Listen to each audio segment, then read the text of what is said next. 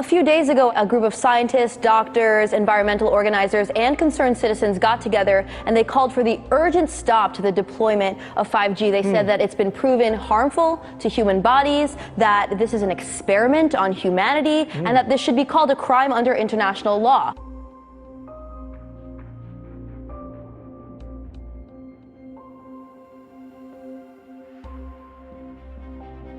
"5G is a weapon. It's used by the military.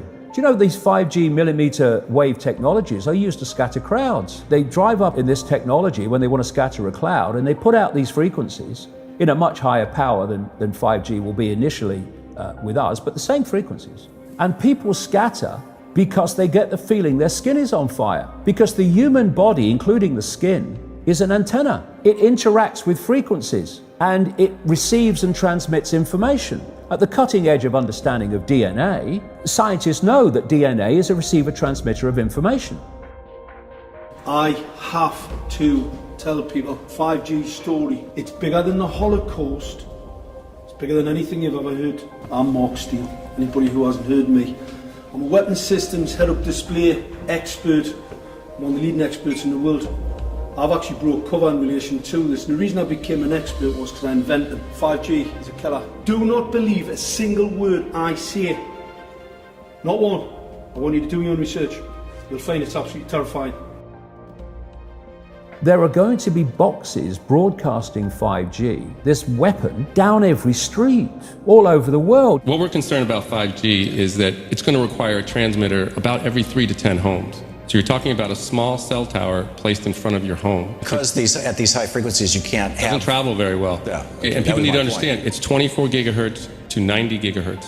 These are not 2 feet. These are 2 inches to half an inch. And this is very dense wireless radiation hitting our bodies.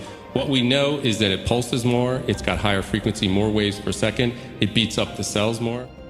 Let's talk about today's technology, what we have going on today. Your phone is constantly sending electromagnetic fields in and out of each other. Whether or not you're receiving a notification right now, all of our digital tech sends this data back and forth, right, using these invisible microwave radiation signals. That's today's tech. We have every cell tower, every router constantly pulsing with radiation, whether or not you're using it. Science shows that this causes DNA damage, cancer, among other things. But don't take my word for it. And that's just with 4G. That's just with today's technology. Before we get to 5G, right now you got some of it, but not that much.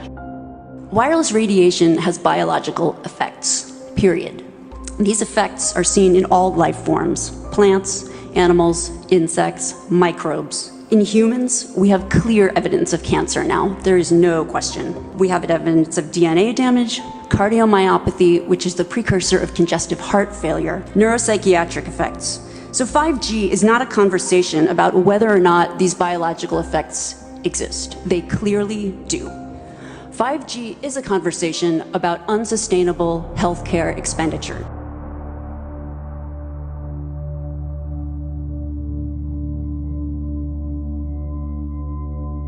So we are electromagnetic, electrical organisms, transmitters and receivers of information. When our electromagnetic fields are in balance and harmony, we have health. We have psychological health and we have physical health.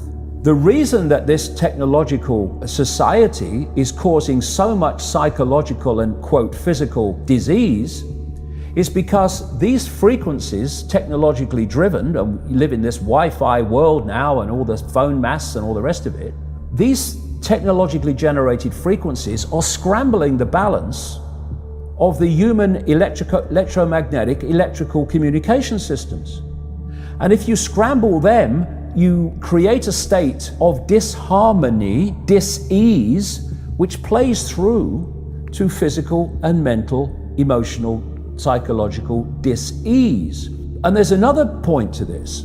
The brain processes information electrically. It communicates with the cellular structure electrically, and it operates within a certain band of frequency.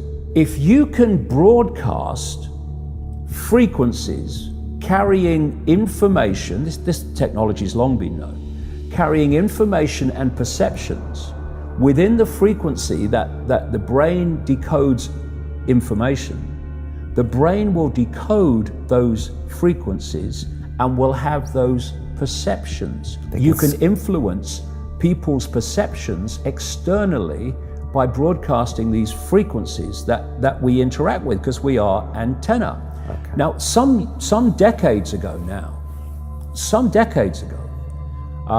there was a guy who worked out the frequencies of different emotional states. This is long ago. I mean, it's very, very sophisticated now. So every thought, every emotional response is a frequency. It generates a frequency, and it is of itself a frequency. Hate is a frequency, and it's different to love. You know, when you are in a room and there's lots of aggression and conflict and hatred, you feel it. What do people say? Oh God, you can cut the atmosphere with a knife in there. That is because the frequencies of hate and conflict have been so generated, they have changed the electromagnetic field of the room.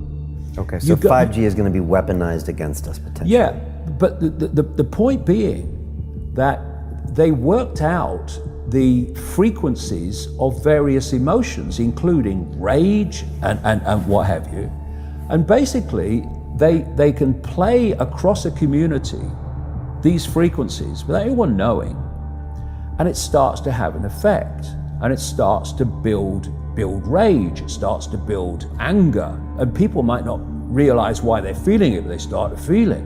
And then what they do is they trigger that with an event. Maybe some guy is attacked by the police or something, or somebody's arrested for something they didn't commit. And now there's the trigger. The blue touch paper's been lit of this manufactured frequency-driven rage, and you have mass riots and what have you, and people do things that they wouldn't normally do. And you can make people depressed. You know, the American military, they've admitted this. They have technology that fires frequencies at the enemy that basically breaks the enemy's spirit so they give up and put their weapons down. This is the technology we're dealing with. Now you take that into account and then you think of 5G. First of all, 5G doesn't travel well because of the nature of its frequency. So instead of big towers, as we have now, broadcasting these frequencies long distances, it won't do that. And it doesn't go through solid objects, what we call solid objects, very well either.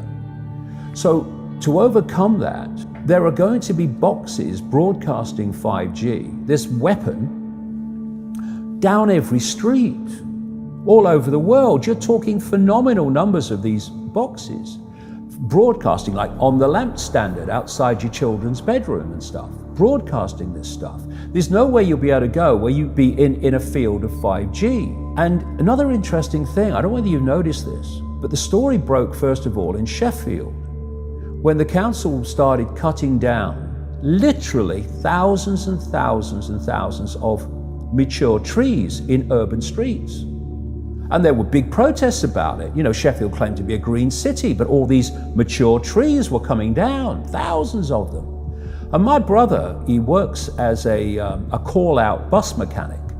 So a bus will break down, they'll call him, we'll come down and fix it on the side of the road. So he's traveling all the time. And he's saying it's amazing how many mature trees are being cut down. Now, the worst nightmare of 5G in a street is mature trees, because it can't get through them. They don't want urban trees for 5G because it won't go through solid objects very well at all, and it doesn't travel far.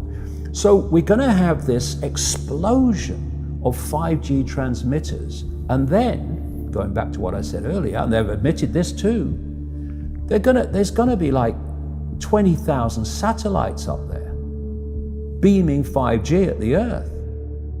What is our exposure in a day? It's not one cell phone. It's cell phones, it's multiple wireless networks, it's smart meters, it's cell towers. It's this sandwich, and it all adds up. And this is a serious problem for occupational health, public safety, and personal safety. And I feel that it's irresponsible to be even talking about the Internet of Things and rolling out a new untested technology when we're not even measuring what are our current exposures from the current networks.